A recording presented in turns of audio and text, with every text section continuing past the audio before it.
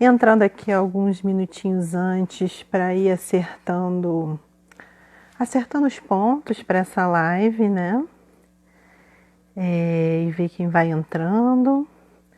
Nós estamos hoje começando esse projeto de lives que a gente vai fazer aqui na minha página do Insta.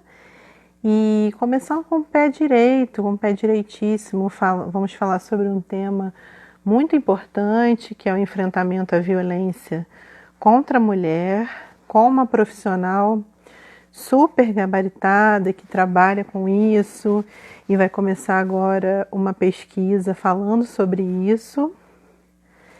E é isso, né? A cada semana, com exceção agora da semana de provas na Estácio, né? Que eu sou professora da Estácio também, mas a cada semana um convidado diferente aqui na página.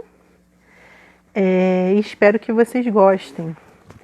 No dia 23, a gente vai ter o professor Hamilton Ferraz, lá do Direito, falando sobre saúde mental e direito penal, que é um ponto, né, da pesquisa de doutorado dele.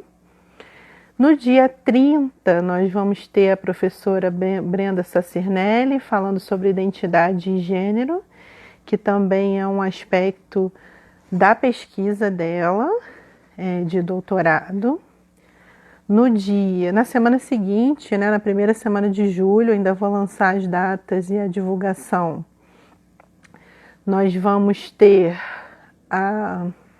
o professor Rafael Luz. E na semana seguinte, a psicóloga Lila Tatiana vai falar provavelmente sobre intervenção precoce, né? Sobre a psicanálise e intervenção precoce. Então, e tem mais outras surpresas para julho, né? Que eu não vou falar agora para vocês. Boa noite para quem já está aqui, né? Eu estou vendo se a Francis entra para eu poder adicioná-la aqui na conversa, né? Mas, pessoal, assim, o que é gostoso, né, que a gente começou esse projeto a partir de algumas conversas entre amigos e as coisas foram acontecendo, né, foram crescendo e foram dando certo. Boa noite. Deixa eu só ver aqui se eu já encontro a Francis para convidá-la. Ela ainda não está na transmissão. Só um minutinho que eu vou chamá-la. Voltei nesse período, o vídeo acho que ficou... a Francis está aqui. Então é isso, pessoal. Sem mais delongas, estamos em 20h31. Começando então oficialmente, eu estou muito emocionada, muito animada. Começando aí oficialmente a nossa primeira live aqui na página. Espero que vocês gostem bastante. E vou chamar a nossa convidada de hoje, que é a Francis Firmino, assistente social. E vou convidá-la, né, a se apresentar para vocês a conhecerem melhor e conhecer um pouco da trajetória profissional dela. E aí a gente fazer esse bate-papo.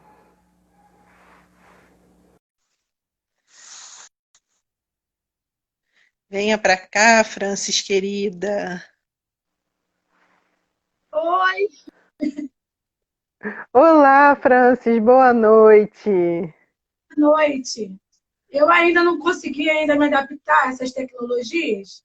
E aí eu estava tentando entrar aqui e estava meio perdida, mas consegui. Tá me ouvindo bem? Estou te ouvindo bem. Para mim também é a primeira vez, né? Ontem eu fiz até um testezinho de live, né? E é uma coisa muito legal, né? Hoje eu estava conversando com meu marido e ele dizendo, né, que as lives, elas nos dão a oportunidade, às vezes, de estar junto com um público muito maior até do que seria uma palestra, né? Porque tem quem está assistindo aqui agora, depois as pessoas vão poder acessar o vídeo, né? E assistir. Então é bem legal, né, essa interação. E É, é isso, eu fico muito emocionada, pessoal, porque eu vou contar para vocês, enquanto a França vai ficando mais tranquila aí, uma coisa, né? Uma história de amor para vocês.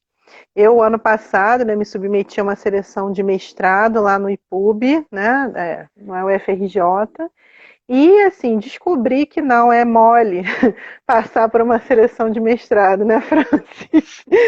A gente passa por um sufoco. E quando a gente Oi. chegou na última etapa, né? E aí aquela emoção toda, porque já estava na última etapa, então quanto mais a gente vai chegando perto de conseguir alguma coisa que a gente quer, mais a gente vai querendo. Foi onde eu conheci a Francis e precisamos trocar assim 3 frases para encontrar assim uma identificação, uma Total. amizade. Me apaixonei por essa mulher maravilhosa que tem uma história de vida, uma história de trabalho fantástica. Então conta um pouco pra gente, Francis, um pouco de quem você é, o que que você faz, como que é o seu trabalho. Boa noite a todos, a todas, quem está aí. Obrigado pelo convite, Lilian. Também é recíproco. Eu te amo também, você sabe disso. Me identifiquei com você pela nossa história de vida muito parecida, que a gente faz muitas coisas ao mesmo tempo, né? Além de ser mãe, de trabalhar, e a gente estudar, e também pela força de vontade que eu vi em você querer estar lá. Você mora longe daqui da onde é a faculdade, e eu vejo o teu esforço, a vontade de estar aprendendo, já que você sabe muito, mas a gente entende, quanto mais a gente quer saber, conhece, mais a gente quer aprender, e a gente se vê menor, porque a gente vê que a gente não sabe nada, a gente tem que estar aprendendo todo momento. E aí eu me apaixonei por você, então assim, é recíproco. Vamos lá, eu vou falar um pouquinho da minha vida, que algumas pessoas já me conhecem, até porque eu gosto muito de falar. Aqui eu estou meio envergonhada, mas vai relaxando e vai ficando automático. Então, eu sou assistente social de formação, já atuo há 12 anos na área de saúde, né? Trabalhei com a área de saúde assim que eu me formei, gostei tanto que eu quis me especializar, e aí eu me especializei em saúde pela UERJ. Lá eu aprendi muita coisa com professores assim que me inspiraram na minha formação. Eu tive a oportunidade de trabalhar com eles, estudar com eles. E ali eu fui gostando da saúde pública, entendendo a importância que a saúde tem no nosso país, onde esses desmontes da saúde está acontecendo nesse momento. E ali eu aprendi muitas coisas, me aprofundei para que a minha prática fosse com maior qualidade para os usuários e usuários que eu atendia. E aí eu lembro que no meu TCC eu discuti sobre a feminização do cuidado, sobre esse papel que é dado à mulher culturalmente, que ela que tem que cuidar do próximo, do pai, da mãe, dos filhos, do vizinho, do sogro, do marido. E aí eu quis desenvolver isso porque isso mexia muito comigo, porque eu sou filha de uma mãe que criou 3 filhos sozinha, empregada doméstica, negra, da periferia, uma mulher muito guerreira, a qual eu presto todas as minhas homenagens, aonde eu estou, a minha mãe em primeiro lugar. Eu só cheguei onde eu cheguei, dado essa mulher que é muito forte, que é uma mulher de garra, que sempre me incentivou para eu estudar e falar que era pela educação, que a gente conseguiria alguma coisa. Eu sou da Baixada Fluminense, oriunda de Belford Roxo, então lá é muito difícil para muita coisa. E aí a minha faculdade foi difícil, minha mãe teve câncer nessa época, e eu tive muita ajuda das pessoas para continuar e terminar minha graduação. E aí eu entrei na especialização.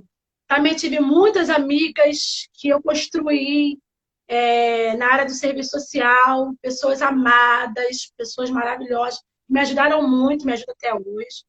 E aí eu passei no concurso público, e hoje eu sou funcionária pública do município de Itaguaí. E eu iniciei a minha carreira lá no CREAS, no Centro de Referência de Assistência Social, especializado.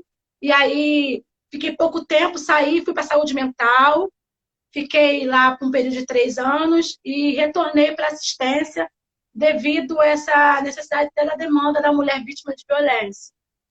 Mas, de qualquer forma, hoje eu atendo e atendo a rede toda em geral, né? Porque a gente entende que a violência doméstica, a gente vai aprofundar sobre isso, tem várias. Não podemos olhar para um foco só, de uma forma fragmentada, né? A mulher é um total de coisas, né? E que perpassam todas as políticas. E aí, de qualquer forma, eu estou em parceria com a saúde mental de lá e estou no crédito nesse momento, tá? E aí me deu vontade, e eu pensei que eu queria continuar nesse estudo, me aprofundar ainda mais nessa questão de gênero. E aí eu penso no mestrado. E aí uma amiga minha, a Luana, que deve estar me vendo, eu imagino, ela me falou sobre o mestrado no IPUB, até porque era a faculdade dela e eu não conhecia muito bem, eu achava que a FRJ era muito difícil de entrar, é difícil de entrar, mas eu fiquei com muito medo de tentar. E aí ela me incentivou e eu fiz o projeto, fui aprovado, e na entrevista, e aí eu te encontrei, né? Você e nossos amigos do mestrado que são amados por mim, amados por você, amados por todos, porque e os professores também, né?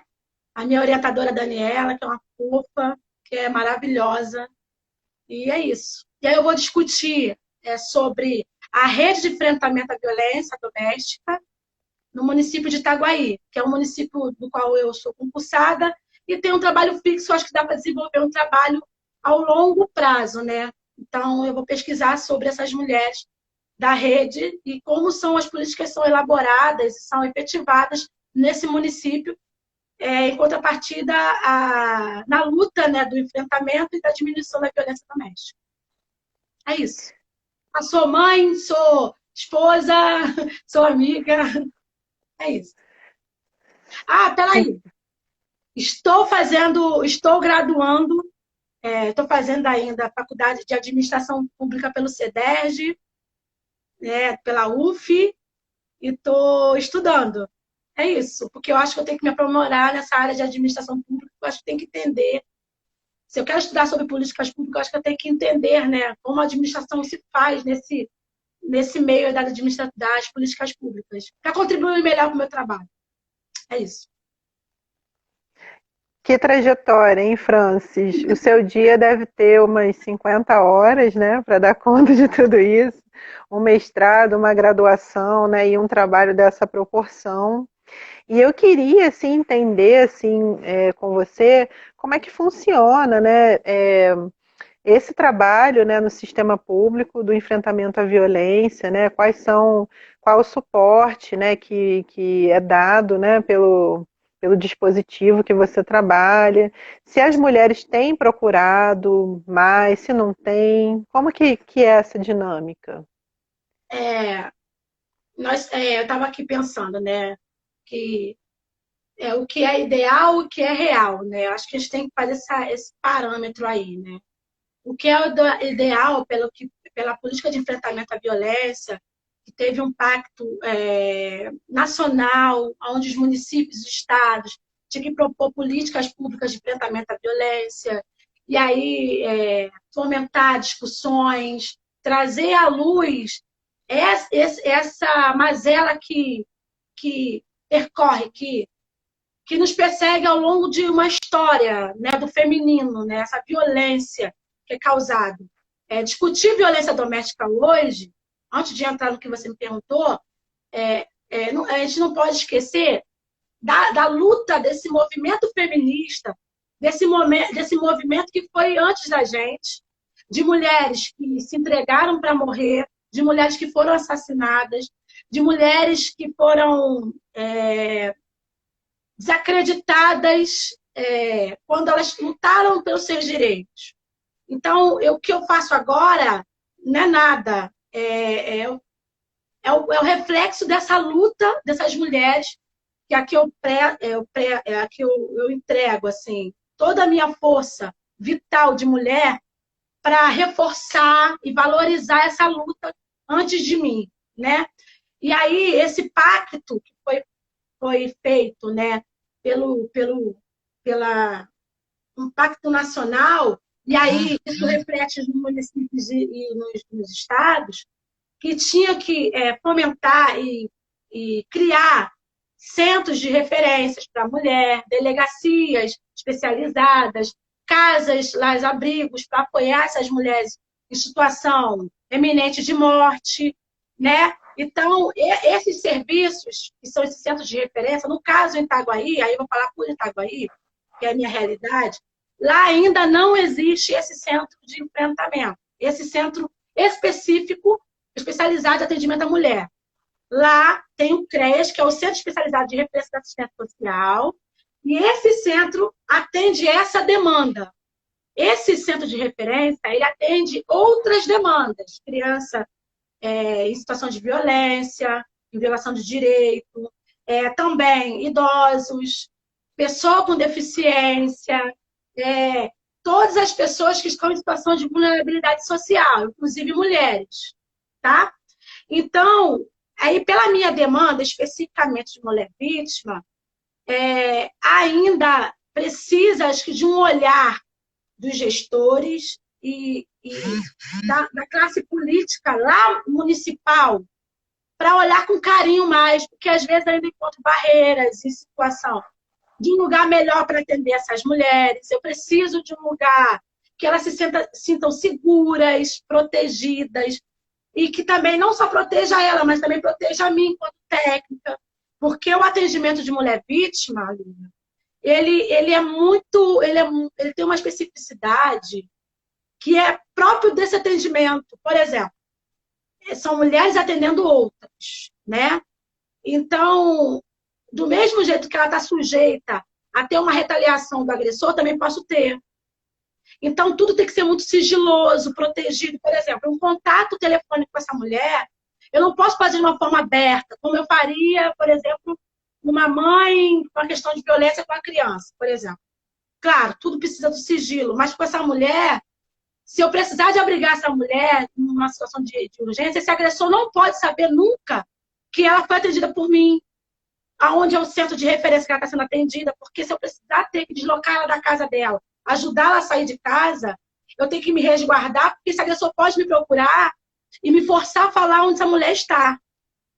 Então, nesse momento ainda, na minha atuação, eu acho ainda que a gente precisa estar vendo essa situação em relação aos serviços onde eu atendo.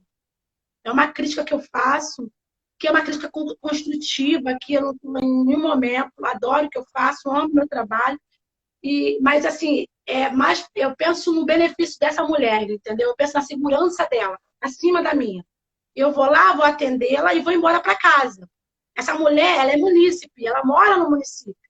Se eu não proporciono a ela uma segurança, um sigilo, uma proteção, provavelmente alguém vai ver que ela vai entrar lá dentro para ser atendida comigo, ela volta para casa, às vezes é um vizinho que viu, amigo do companheiro dela, e aí fala para esse marido, ó, a mulher foi lá e pediu ajuda.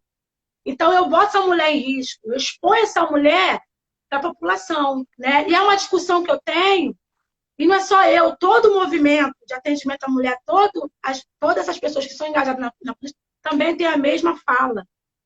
A prioridade é a segurança dessa usuária, acima de tudo. É a proteção dela, porque se ela se sentindo segura, ela entendendo que esse lugar de fala onde ela está é seguro para ela, aí ela consegue se abrir e entender o processo que ela está vivendo, que tem todo um processo dela entender ainda que ela está em situação de violência. Porque se ela não compreender isso, eu também não consigo intervir. Né? Então, tem que ter toda uma...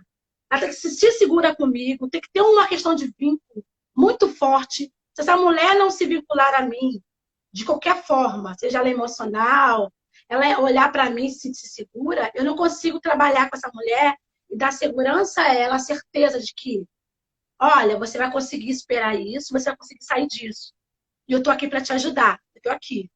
Sou mulher como você, tenho as minhas questões, e eu sei a sua dor, eu entendo a sua dor, porque eu sou mulher num país machista, preconceituoso, eu entendo essas questões. Quando ela entende isso, que tem uma outra pessoa ali, que está junto com ela nessa guerra, aí é fácil a intervenção. Não sei se deu para entender. Não, entendi. E É interessante, né, você trazer essa realidade de Itaguaí também, né? Eu vi que entrou aqui na nossa live, não sei se ainda está, a Juliana, né? A Juliana Abicalil, ela é psicóloga do Centro de Referência da Mulher. Aqui em Friburgo a gente tem esse dispositivo específico, né? Mas eu acho que quando você traz essa realidade para gente, você mostra, né, uma coisa que vem desde do micro até o macro, que é uma naturalização da violência, né? Tem até aqui um comentário da Carla, né? Fico imaginando as dificuldades desse sigilo e segurança em um município menor como Itaguaí, né? Exatamente. E assim, como no nosso país a violência é algo natural, né? É algo que está dentro da cultura, quando você tem um dispositivo ou um trabalho, que na sua cidade não tem um dispositivo só para isso, mas um trabalho de enfrentamento à violência à mulher, o que me chamou a atenção na sua fala é isso, né? Que você também enfrenta como se você tivesse sendo uma rebelde, né? Fazendo algo muito fora, né? Fora da lei, né? Fazendo algo revolucionário, digamos assim. E isso é o mínimo, né? Que é o direito à segurança e o direito à vida, é um direito mínimo do cidadão. Então, quanto que a gente ainda tem que caminhar nesse enfrentamento em diversas esferas, né? Que vai desde a esfera política até o lar de cada um, né? Sim. E assim, é um tripé, né? Então a gente tem que ter a segurança, a justiça e a assistência. Se eles não andarem junto nessa rede de atenção à mulher, não tem condição. Se um falhar, acabou, porque a justiça tem que entrar junto, né? E aí tem as varas de família e de tratamento que trabalha especificamente com as mulheres vítimas. Aí tem a defensoria pública, que é essencial, que é um braço que ajuda demais a gente, assim, em outras questões, porque a mulher, quando ela vem para a gente falar de violência, quer largar esse homem, quer ir embora, sair dessa situação de violência, ela precisa também, porque ela também tem filhos, ela precisa da guarda desses filhos, ela precisa de entrar com uma situação de divórcio, uma solicitação de uma pensão alimentícia, de partilha de bens. E aí, como essa mulher poder fazer isso? Então, ela tem que se afastar primeiro, porque primeiro é a vida dela, né? E aí entra a defensoria com um trabalho maravilhoso, que nos ajuda nesse processo todo. Aí tem o Ministério Público, que é, assim, eu falo que é um braço de ajuda, não só no atendimento à mulher, mas na fiscalização, no cuidado dos equipamentos que atendem mulheres, porque ali vê se está consenso, se essa mulher está tendo esse suporte todo da assistência, da rede, que é, vamos lá, municipal, saúde, educação, trabalho e renda, essas políticas, né? Se estão dando esse suporte para essa mulher, porque não adianta eu tirá-la da casa dela e vou de novo reforçar essa fala. Se eu não puder dar para ela o mínimo para ela conseguir ter uma nova vida. Então, assim, como eu posso fazer isso? Eu tiro essa mulher do lar, que deveria ser um lar de proteção, mas não é nesse momento. É um lar onde tem agressão, eu preciso tirar ela de lá, porque ela precisa sobreviver, né? E aí eu boto ela onde? Se eu não tiver uma política de habitação que venha corresponder essa necessidade. Eu vou ficar olhando para essa mulher, vou falar para ela que ela tem que sair de casa, e ela vai me perguntar para onde eu vou. Eu faço o quê? Até porque, por essa questão machista, que é estrutural, essa questão, né, preconceituosa, que eu vejo a minha vizinha sendo agredida, eu não falo nada, porque eu acho que eu não posso me meter, né? E aí tem aquela fala, né, briga de marido e mulher, ninguém mete a colher. E aí eu vejo ela sendo agredida, ela grita, ela pede socorro. E aí depois que ela já foi assassinada, já foi morta, aí eu vou falar, que pena, ai, que triste, ai. Não, eu acho que a gente tem que ter um engajamento pessoal, sabe? Eu acho que tem que ser nosso. Isso tem que doer em mim. A dor do outro tem que doer em mim. O choro do outro tem que doer em mim. É uma palavra que fala muito desses movimentos feministas atuais e no nosso meio, assim, que trabalhamos com essas políticas, que é a sororidade. A gente tem que olhar para outra e ver que ela é irmã. No momento que eu reforço o machismo e eu digo para ela, olha, você apanhou, poxa, né? Será que teu marido, né? Você fez a comida direitinho? Ah, você cuidou dele direitinho? Será que você fez exatamente aquilo que ele queria ou você deixou em falta de uma coisa? Quando eu, mulher, falo isso, eu reforço. E aí eu boto culpa nessa mulher e ela vai falar assim para mim. É verdade, eu mereço apanhar. Eu não fiz o que ele queria. Eu vou falar só uma fala de uma usuária que eu atendi. E essa fala mexeu muito comigo, sabe, Lívia? Porque foi um momento que eu estava passando complicado da minha vida pessoal. E essa mulher ela me deu um, sabe, ela não sabe o quanto ela me ajudou. Ela me agradeceu falando que eu tinha ajudado ela, mas não sabia ela que ela me ajudou muito mesmo. Ela falou para mim assim, ela estava com o rosto, eu atendi ela, ela estava com o olho roxo, e ela falou assim, eu tô aqui tentando refletir, ela falando, pensando por que ele me bateu desse jeito. Aí ela começou a contar nos dedinhos assim, é uma cena tão viva para mim, mexeu muito comigo, eu me emociono quando eu lembro. E ela foi mexendo nos dedinhos e falando assim, eu arrumei a casa, eu botei as crianças para dormir antes de chegar do trabalho, eu lavei a louça, não tinha uma louça na pia, e eu não queimei o arroz, mas mesmo assim ele me bateu. Aí ela me falou assim, deve ser, sabe por quê? Porque o patrão dele mexeu muito com ele, brigou com ele, aí ele me bateu, mas ele estava nervoso, né? O patrão dele bateu nele. Brigou com ele, ele me bateu. E ali, essa fala dela, para mim, mexeu muito comigo. Isso foi no primeiro atendimento. No processo que a gente foi fazendo, trabalhando com ela, toda a equipe, não só eu enquanto assistente social, mas a psicóloga, a advogada, que também tem apoio jurídico. Todo esse processo nós conseguimos, junto à assistência, encaminhá-la ao CRAS, ela conseguiu fazer o Bolsa Família dela. Ela ganhou R$ 180, R$ 180. Ela morava numa comunidade, ela mora numa comunidade ainda. E aí, quando nós conseguimos aquele Bolsa Família, ela falou assim para mim. Ela voltou, já tinha mais ou menos uns 4 meses de atendimento, de processo, né, com ela. Ela falou assim, muito obrigada. Porque com aquele Bolsa Família de R$ 180, eu consegui alugar um barraquinho para mim. De R$ 100, eu vou pagar esse barraquinho para mim. E com 80 eu vou comprar meu mantimento, uma comidinha para mim e para o meu filho. E eu consegui me libertar dele. Muito obrigada. Ela beijou a minha mão, né? Porque é um movimento que elas fazem, né? E aí eu expliquei para ela que não é assim. E ela me agradeceu e falou: nunca mais eu vou chorar na minha vida. Aquilo para mim soou como que foi um trabalho que, apesar de ser tão pouco ao meu olhar, porque eu ganhava mais, né? E eu tenho com toda a dificuldade, luta, né, da mulher negra e tal, mas eu tenho uma universidade, eu tenho uma faculdade, eu tenho uma pós-graduação, eu tenho um trabalho, eu sou funcionária pública. Apesar disso tudo, eu vi o quanto aquela mulher, pelo aquele valor tão mínimo, ela se empoderou e ela conseguiu sair desse ciclo de violência. Então, naquele momento, eu entendi qual era a minha missão, eu já era apaixonada por isso. Hoje, eu falo com o olho, assim, cheio de lágrimas, que vale a pena. Se eu puder ajudar uma, eu ajudei o mundo inteiro. Eu amo o que eu faço. E quando eu vejo esse retorno delas, quando ela fala assim, eu não sabia que violência patrimonial era violência. Ele quebrar o meu celular, ele rasgar os meus documentos e queimar a minha roupa era violência doméstica.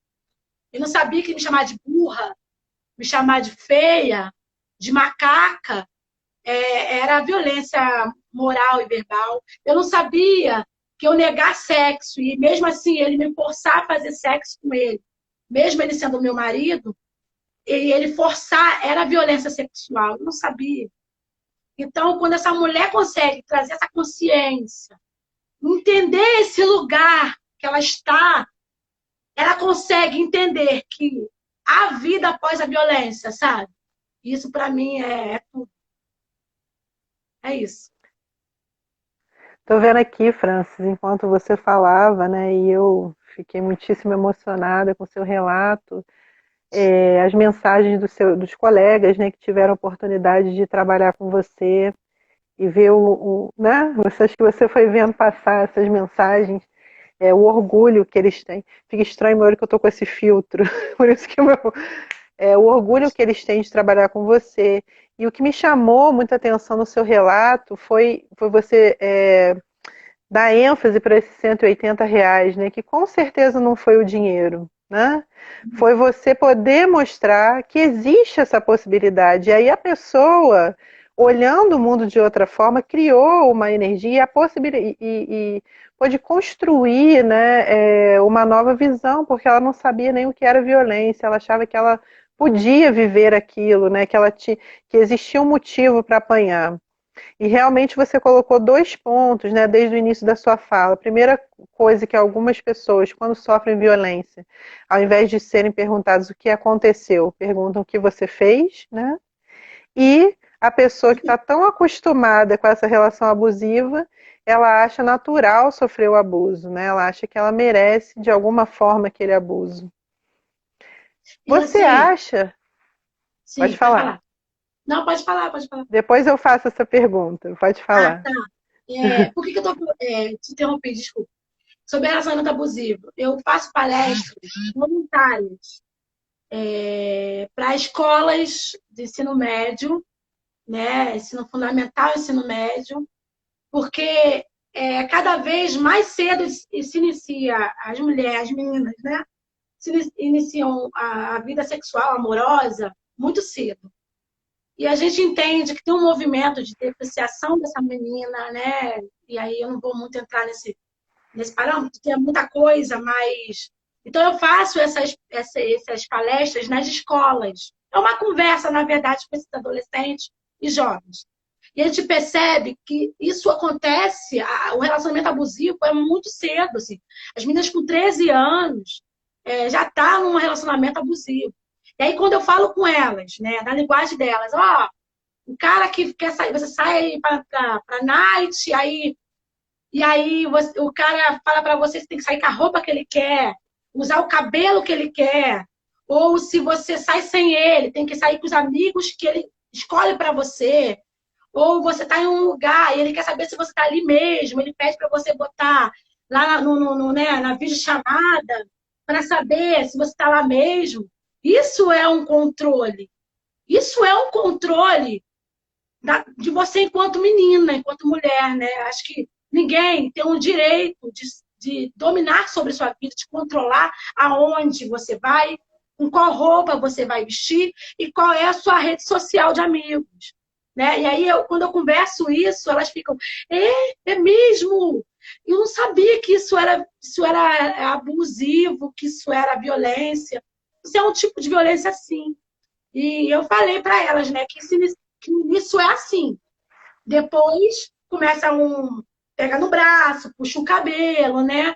E aí manda você parar de falar com todo mundo, inclusive com seus familiares. E daqui a pouco é um soco, é um estupro, né? E aí você troca. Aí eu falei para elas, porque elas falam muito sobre isso. Ah, meu namorado pedia nudes, eu mandava nudes para ele, e aí depois ele me ameaçou quando eu terminei de divulgar isso para todo mundo, né? E aí eu oriento sobre as delegacias, né? Porque é um crime virtual. E aí a mulher também pode recorrer, porque tem mulher que acha que isso também não é violência, que isso não é violência contra a mulher. E aí eu também oriento, porque tem mulheres que homens que eu atendo, mulheres já que eu atendo lá, no CREAS, são mulheres que os homens guardam prints do message, do zap delas, se elas estão com outra pessoa, eles pegam esse print. Tem uns que entram na senha dela, nas redes sociais, ali depreciam ela, falando que é ela mesma e estão escrevendo não é ela. Então, assim, também é um crime, eu peço para denunciar, tá? E é isso. Aí você faz a pergunta agora. Estou vendo aqui o comentário da Brenda, né, dizendo o seguinte, que isso fala muito da reprodução dos relacionamentos familiares, né? E é super importante desnaturalizar, né, essa forma de viver, né? Onde Agora, uma outra pergunta aqui para você. Meninas, vocês poderiam falar que tipo de trabalho pode ser feito em relação aos agressores? Uma, Tem. Sim. uma coisa interessante, né, é que só falando, eu quero ouvir a sua experiência, né? Aqui em Friburgo, depois que a pessoa é condenada pela Lei Maria da Penha, eu tive a experiência lá no CAPS de receber muitos homens que por algum motivo foram, a justiça mandou para lá, né, que Uhum. cometeram violência doméstica e todos chegavam com a demanda, né, com um papel para poder fazer tratamento e nenhum entendia por que estava ali. Porque eles achavam absurdo terem sido condenados só porque quebrou um objeto da mulher, só porque gritou com ela e humilhou diante de todo mundo, só porque espalhou um print dela nua, né? Fala assim, eu nem bati nela, eu só persegui, xinguei. E eles achavam isso pouco, né? Não achavam motivo. E mesmo quem batia sempre tinha uma desculpa, assim, mas ela destruiu minha vida porque ela se separou de mim, e isso acontecia muito, né? Quando se separa, o marido paga a pensão, e aí ele vê, porventura, que essa mulher está se divertindo, ou arrumou outro namorado, ou está viajando, ele acha assim, ela está usando o dinheiro que eu dou para ela para se divertir, né? Os 100, R$ 200, né? Que é para cuidar do filho. Não consegue aceitar. Então, assim, como que é, né, esse lado com os agressores? Como você percebe aí?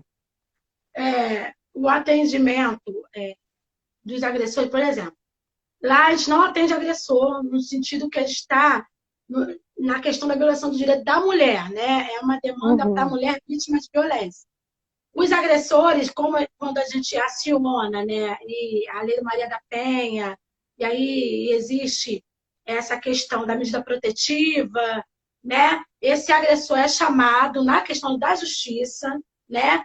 Para participar de um grupo reflexivo, tá? Eu acho que em Itaguaí vai se iniciar ou se iniciou um grupo reflexivo desse, mas ainda não me aprofundei, tem que saber bem mesmo. E aí, assim, a gente tem primeiramente dizer que a Lei Maria da Penha, ela não veio para prender o homem, no sentido que a gente está aqui, tudo é Maria da Penha. Ela veio para dar o direito à mulher dessa questão da violação dela ter uma resposta à altura, sabe? Quanto tempo a mulher sofreu violência não tinha nada em sua defesa, né? Então a gente foca no direito da mulher, tá? É uma lei, e é a lei 11.340, e foi de 2006. Não sei se as pessoas sabem da história da Maria da Penha, que a Maria da Penha era uma bioquímica cearense, uma mulher super graduada, mestranda, a mulher era poderosa e ela viveu um relacionamento abusivo, agressivo, e ela por 2 vezes foi quase assassinada, quer dizer, levou tiro, tal, e do esposo dela, do companheiro dela, e ela lutou muito para ver se que ele fosse preso e nada, porque até então não tinha leis que protegiam essa mulher. E aí, depois de 19 anos de luta, tantos órgãos internacionais veio e exigiram do país uma resposta à altura em defesa dessas mulheres, como a Maria da Penha, que estavam sofrendo violência doméstica no país. E aí, não é que o país foi bonzinho, não, sabe? Foi obrigado, foi uma luta muito grande de movimentos feministas, de movimentos de mulheres, de ONGs, da sociedade civil empenhada, sabe, para ver esses direitos dessas mulheres, sabe, atendidos. Porque antigamente o homem batia na mulher numa cesta básica. Aí, como você falou, eles não entendem. Porque tem um vício deles ainda, essa questão desse vício de que, eu só bati, foi uma coisa mínima. Porque a lei entendia que bater uma mulher, matar uma mulher, a pena deles era uma cesta básica, sabe? Uma multa irrisória. Então, essa cultura deles é realmente até tirar isso deles, dessa visão que eles têm, de que a mulher importa sim, que o nosso corpo é importante, é nosso, não é deles, né? Eu estava vendo uma pessoa falando, eu não vou recordar aqui, que quando a gente casa, né, eles falam assim, né, padre, seja quem for com a religião, Eu vos declaro marido e mulher, ou seja, a mulher só é mulher depois que ela é companheira do marido, né? É uma coisa complicada, né? Homem e mulher, né? Então, o homem já é homem, né? Aí, quando casa, se torna marido, mas a mulher não. A mulher só é mulher quando casa. Olha que coisa, né? Que às vezes é imperceptível, às vezes a pessoa não percebe como a gente reproduz esses estereótipos machistas, né? Então, o homem acha que quando ele casa, a corpo da mulher é propriedade dele. E aí, para desconstruir isso, é uma luta, né? É uma luta de muitas Maria da Penha por aí, porque tem muitas como ela. Tem umas que nem conseguiram ver a Maria da Penha sendo efetivada de verdade, que morreram antes. Eu vou falar alguns números aqui, que eu acho que é importante, eu não sei quanto tempo tem na live, e se deixar eu vou, porque eu amo falar Isso. sobre isso. Mas pode ir, porque você é fantástica. Eu adoro. Então, cada 11 minutos, em cada 1 minuto, são 11 mulheres estupradas no nosso país. Sabe? Isso passa despercebido. As pessoas estão vivendo a vida delas, a gente está perto nessa questão da pandemia, eu vou falar rapidinho também sobre isso. Com a pandemia, houve 50% de consumo de bebida alcoólica. Então, você imagina, esses agressores estão junto com essa mulher no mesmo lar, na mesma casa, e assim, o consumo de bebida alcoólica aumentando, e a maioria das mulheres que eu atendo, eu posso falar isso com propriedade, a maioria foi: ele me bateu porque estava bêbado, ele me bateu porque usou droga. Então, se o álcool é porta de entrada para outras drogas, então você imagina como é que está a situação. E aí, teve um aumento de 22% de violência contra a mulher no Rio de Janeiro. Então, assim, depois da pandemia, quer dizer, no momento da pandemia, e essa mulher não pode fazer nada, ela não pode correr, ela não pode sair de dentro de casa. E aí eu falo assim, até para brincar um pouquinho, aquela música, né? Se correr, o bicho pega, se ficar, o bicho come. Essa mulher, se ela sair de casa, tem o Covid. Se ela ficar, tem um agressor. Então, ela vai para onde com os filhos dela, né? E aí, eu, particularmente, no meu atendimento, eu tenho disponibilidade no meu telefone pessoal, porque eu entendo que essas mulheres precisam de ajuda, de socorro nesse momento. Então, eu tenho diariamente me comunicado com elas. Eu falo com as mulheres que eu atendo, tá?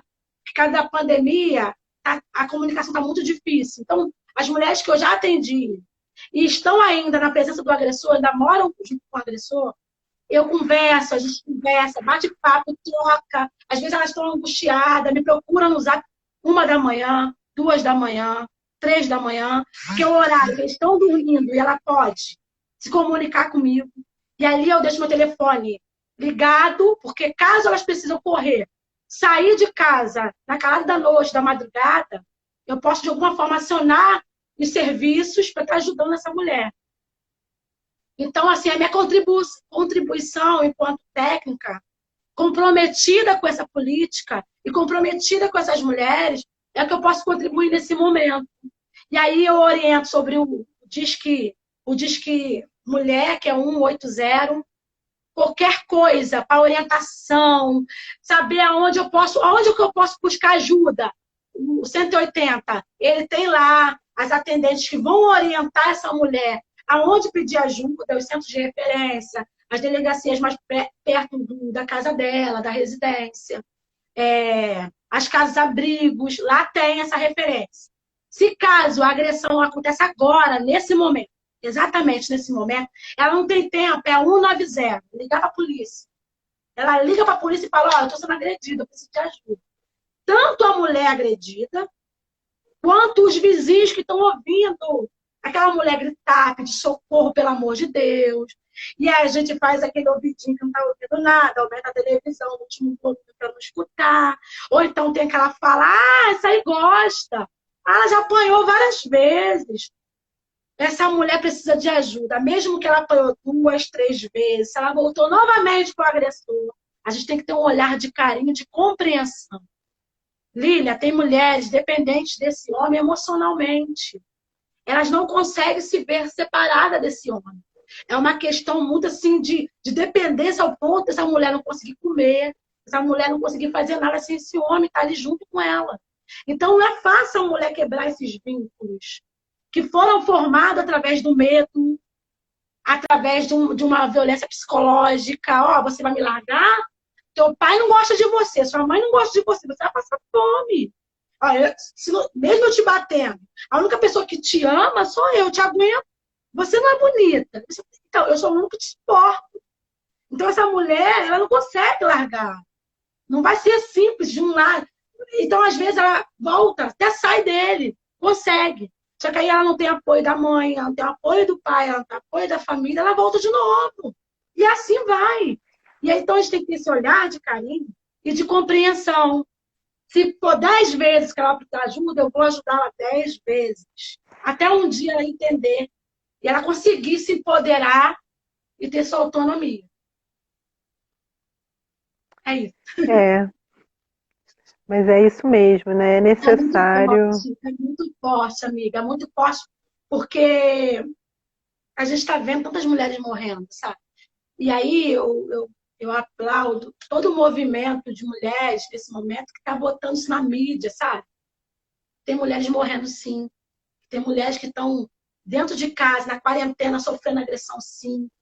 Então, eu aplaudo esse movimento. E eu faço parte dele e eu quero perpetuar essas informações e multiplicar ao máximo que eu puder esse canal, essa confiança que você teve em mim. Você não tá só, você não me convidou, você convidou milhares de mulheres que te acompanham, que me acompanham, que nem acompanham nenhuma de nós duas, mas que acompanham outras, mas que estão aqui tendo essa possibilidade de ter uma informação e de saber, ó, existe vida após a violência. Com certeza. E que, de alguma forma, então, é responsabilidade nossa, né? De nós que estamos aqui nessa live, de quem vai assistir depois, de todos nós, né? Atuar nesse enfrentamento à violência, né? Com a empatia, denunciando, marcando, né, que isso existe. E você falou uma coisa muito importante, né? Não interessa quantas vezes a mulher volte, né, e retorne, porque tem a dependência emocional. E tem, assim, e o amor também, né? Porque num relacionamento abusivo, tem a parte do abuso, mas se fosse só isso, não existiria o relacionamento.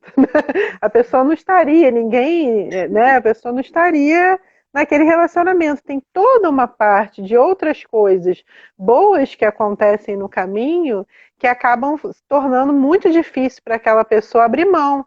E, obviamente, uma pessoa que é o abusador, ele coloca isso em pauta, né? Ele bate, ele agride, e aí quando a mulher procura ajuda com você, ele aí fala assim, olha, você está ligando para assistente social, mas e as vezes que eu te acolhi? E quando você precisa? Quem te ajuda sou eu, quem paga a sua comida sou eu te dei filhos, eu fiz isso, eu fiz aquilo.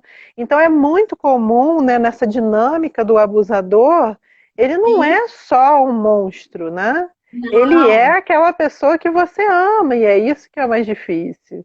E que é te isso aí, envolve nesse amor e que total. te envolve nessa cobrança, né? E aí, por isso que é muito difícil. Porque você tem, enquanto técnica, ela conheceu agora, por exemplo, né? Ela me conheceu naquele momento do atendimento. Então, por isso, essa construção de vínculo, ela é importantíssima. Porque é como se fosse a briga de Davi com Golias. Né? Eu entrei na vida dela agora, ela me conheceu agora. O que eu posso fornecer para ela, proporcionar para ela confiar em mim? Né? Então, tem que ser é um trabalho muito tênue, assim, muito frágil e muito delicado para essa mulher, primeiramente, olhar para mim e se identificar. Se ela não se identificar, quebrou ali. Você trabalha com saúde mental, você é psicólogo, você entende isso. Se não tiver esse vínculo, já no olhar, não tem.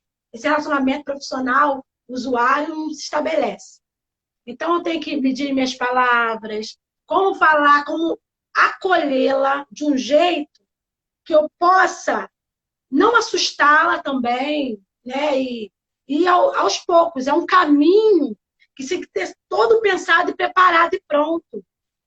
tanto o ambiente físico, que ela vai atender uma sala com um dieta acolhedor, né? E o meu jeito de se mostrar para ela, porque ali é um relacionamento que se estabelece, mas também como eu posso, de alguma forma, eu não falo competir, mas mostrar para ela que, ó, aqui também desse jeito é bom, mas aqui não tem violência, aqui não tem agressão, tá? Aqui ele te dá isso, como muitas elas falam. Ah, foi meu primeiro tudo, meu primeiro homem, meu primeiro namorado, né? Então tem esse vínculo construído que é muito forte. Ah, é o pai dos meus filhos, como é que eu vou fazer? E aí eu tento falar para ela, olha, ele não vai deixar nunca de ser isso, né? Porque ele fez parte da tua história. O problema é que a agressão entrou aí, né? Nesse meio, né? E aí eu falo isso para ela. Tudo bem, ele foi legal no começo, foi maravilhoso, né? Foi a lua de mel, igual a gente fala, né, do ciclo de violência, que tem a agressividade, a fase da agressividade, depois vem a fase do perdão e depois vem a lua de mel. Aí aquela coisa, não, meu amor, jamais vou fazer mais isso. Que isso? Eu te amo. Aí vai, não, ele vai mudar. Aí volta esse ciclo todo. Quando eu falo isso, todas nós mulheres passamos por isso em alguma hora da vida, né? E aí a gente tem que se reconstruir, é isso que eu falo. É um processo que não é daquela mulher que está ali na minha frente, é de todas nós. Qual mulher não passou por isso? Ou talvez em graus diferentes, mas passou de alguma forma, né? E ali a gente tem que construir isso junto com o nosso parceiro, um modo melhor de sermos tratados. Não é ele que vai decidir, sou eu, né? E aí eu tenho que falar do jeito que eu quero ser tratada, né? Tem alguns que entendem, compreendem, tem outros que não. Tem outros que aumentam a violência, a agressividade. Aí quando a mulher começa a se empoderar, ficar bonita, olhar para si, se valorizar, a agressão aumenta, porque aí entra um tal de um ciúme que é compreendido por amor, e aí eu não consigo entender isso, né? E aí elas entendem, ele me bateu porque ele me ama, ele me tirou da festa, jogou uma bebida na minha cara lá na boate porque ele me ama, né? E entendendo que a violência não só ocorre nas classes mais nas classes baixas, a violência doméstica acontece em todas as classes, com todas as mulheres de todas as etnias e raças e credo, né? Então, eu sou rica, eu tenho minha independência financeira, eu nunca vou passar por isso.